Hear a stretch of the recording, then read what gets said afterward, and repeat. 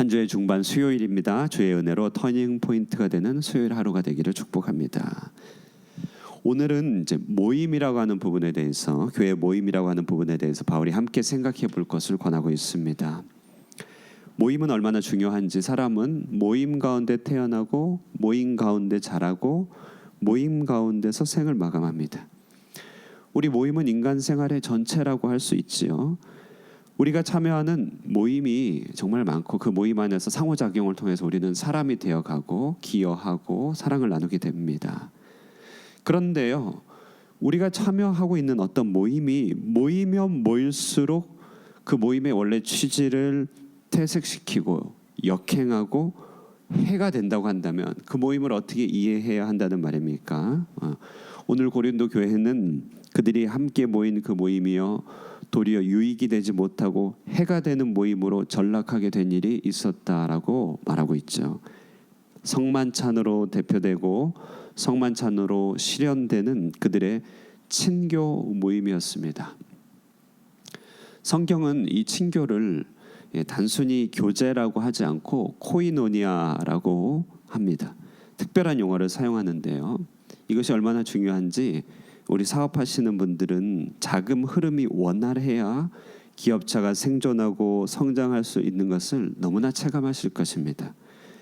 코이노니아라고 하는 것은요, 교회의 본질인데 어느 정도 중요하냐면 바로 방금 말씀드린 기업에 있어서의 자금 흐름과 같이 그 성도 상호 간에, 그리고 하나님과 성도 간에 막힘없이 교류되어야 할 영적인 상호작용을 말합니다.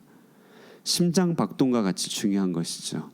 그래서 이 중요한 친교를 2000년 기독교 역사에서는 헬라어로는 코이노니아, 그리고 라틴어로는 코뮤니오 상토룸이라고 합니다. 얼마나 절대적인 가치를 가지는지 신앙의 고백 속에 들어 있습니다. 우리 사도신경에 보면 성도의 교제를 믿는다 이렇게 되어 있어요.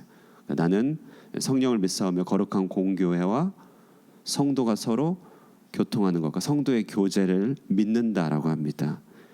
얼마나 중요하면 신앙의 대상이 되겠습니까? 이 중요한 성도의 교제를 오랜 기독교 전통에서 코뮤니오 상토룸, 성도의 교제, 코뮤니오 상토룸 이렇게 얘기합니다. 이 새벽에 굳이 어려운 용어를 쓰는 것은 그만큼 지난 2000년 동안의 교회가 항상 씨름한 문제라고 하는 것이죠. 세월의 깊이만큼이나 중요한 주제다라고 말씀드리는 것입니다. 이 성도의 중요한 교제를 한 방에 압축해서 보여주는 의식이 성만찬입니다. 고린도 교회는 그런데요, 이 성만찬을 시행함에 있어서 그 모임이 17절에 유익이 되지 못하고 도리어 해로움이 되었다 이렇게 말합니다. 그들이 서로 좋으려고 모였는데 그 모임이 유익이 안 되고 해가 되는 모임이라 바울이 진단하고 있습니다. 17절 앞부분을 보시면 심지어 바울은 이 일에 대하여 칭찬을 거두겠다라고 아주 정색하고 있습니다. 다른 곳에서는 이런 수위의 표현을 한 적이 잘 없죠. 어지간하면 바울은 칭찬하고 나서 교정해 줍니다. 그런데 오늘 바울은요, 아주 높은 수위로 정색하면서 틀렸다라고 얘기합니다. 왜냐하면 교회의 심장에 해당되는 코이노니아가 도리어 모임 때문에 손상을 입었기 때문에 그렇죠. 그러므로 오늘 본문은요, 우리가 교회의 이름으로, 신앙의 이름으로 우리가 모일 때 그 모임이 유익되기 위한 모임이 되기 위해 지켜야 될 원리와 원칙들에 대한 본문이라고 할 수 있습니다. 우리의 큐티 교제는 오늘과 내일 이틀에 걸쳐서 다루고 있습니다. 자, 먼저 우리의 모임이 유익되기 위해서 먼저 알아야 될 것은, 유익되지 못하게 하는 가장 중요한 요소는 파당성이다라고 하는 것을 오늘 본문은 얘기하고 있습니다. 모임이 유익이 되려면 우리 안에 내적인 본성, 왜곡된 본성으로 자리 잡은 파당성을 경계해야 된다 말합니다. 본문 18절, 19절에 말하는데 우리 한번 같이 읽을까요? 18절, 19절입니다. 시작. 먼저 너희가 교회에 모일 때에 너희 중에 분쟁이 있다함을 듣고 어느 정도 믿거니와 너희 중에 파당이 있어야 너희 중에 옳다 인정함을 받은 자들이 나타나게 되리라. 오늘 18절에 말하는 분쟁은 고린도전서 1장을 통해 나타난 어떤 정치적인 그런 분쟁하고는 다릅니다. 19절에 파당이라고 하는 말로 보충되는데요, 교회가 상호작용, 그러니까 내적인 상호작용이 좀 따로따로 이렇게 진행되는 분열되어 있는 상태를 말합니다. 특별히 오늘 19절에 너희 중에 파당이 있어야 옳다 인정을 받는 자들이 나타나게 되리라. 이게 무슨 말인지 어려운 말인데 그 파당을 권하는 말이 아니라 좀 냉소적입니다. 파당이 너에게 없어야겠지만 지금 그런 것이 있으니 그럴 바에는 올바른 자들이 따로 이렇게 도드라지게 되는 기능이라도 하면 좋겠다, 이런 얘기예요. 생명의 삶의 본문 쉬운 번역의 성경을 보면 여러분 가운데 옳다 인정받는 사람이 드러나려면 여러분 가운데 분파도 있어야 하겠습니다, 이렇게 말합니다. 다시 말해서 참 여러분 뭐 또 쓸 데가 있다고 하더니만 여러분 안에 있는 그 파당성도 다 쓸모가 있네요. 왜냐하면 그것으로 말미암아 도리어 올바른 사람이 이로써 드러나게 되니까 말입니다, 이런 얘기예요.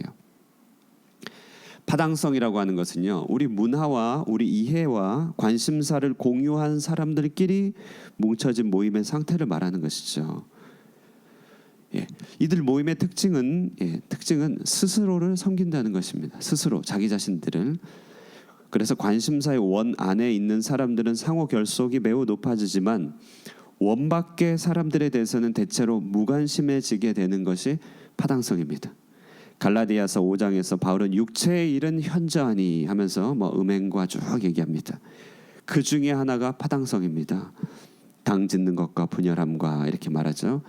다시 말해서 우리 육의 사람은, 우리 육의 본성은 가만히 놔두면 이렇게 된다는 것이죠. 우리가 모이긴 모이지만 유익이 되지 못하는 모임의 핵심에는 이 파당성이 자리 잡고 있다는 사실을 기억하는 것만으로도 우리에게 좋은 양약이 됩니다. 고린도 교회는 이 파당성이 고스란히 나타난 것입니다. 어떻게 나타나냐면 초대 교회 예배는, 그리스도인의 모임은 오늘날 같이 예배당이 따로 있지 않았습니다. 조금 여유가 있는 가정집에서 이루어졌습니다. 그 모임은 주로 이렇게 기대어 식사를 하는 방인 트리클리움이라고 불리는 방과 그 부속실인 아트리움에서 이루어졌다고 합니다.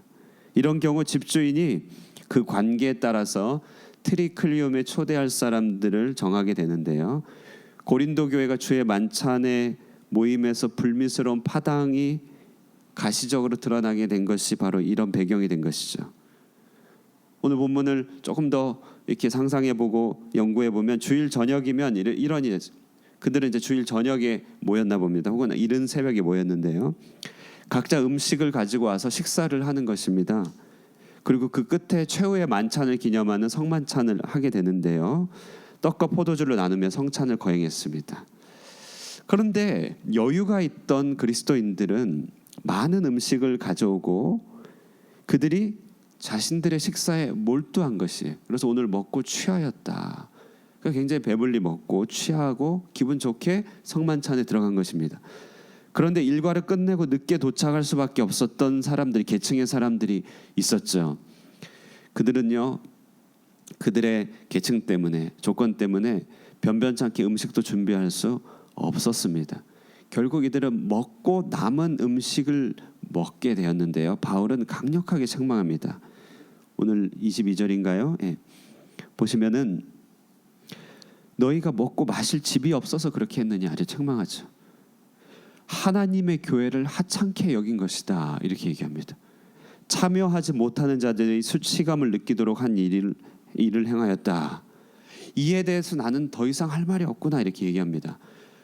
그들 스스로는 그래도 우리가 어떤 기여와 모임을 위한 열심을 내지 않았습니까? 라고 항변하겠지만 바울은 도저히 칭찬할 수 없다 얘기하는 것이죠. 고린도 교회 안에 놓여있는 사회 경제적인 문화적인 파당성이 그리스도의 몸에 분열을 낳은 것을 바울은 아주 심각하게 다루고 있습니다.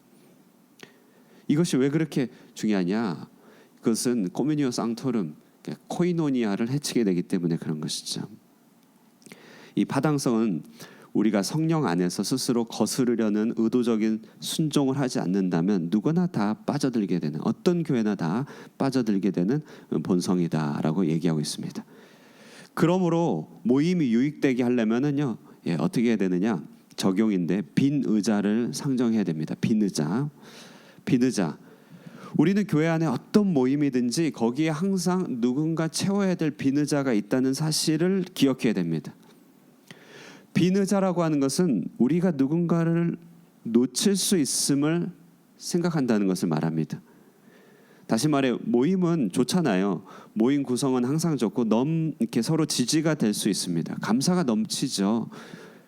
그렇다 할지라도 거기에는 항상 놓쳤을지도 모를 비느자의 주인공이 염두가 되어야 된다는 것이죠. 20절을 쉬운 성경으로 읽어볼게요. 20절.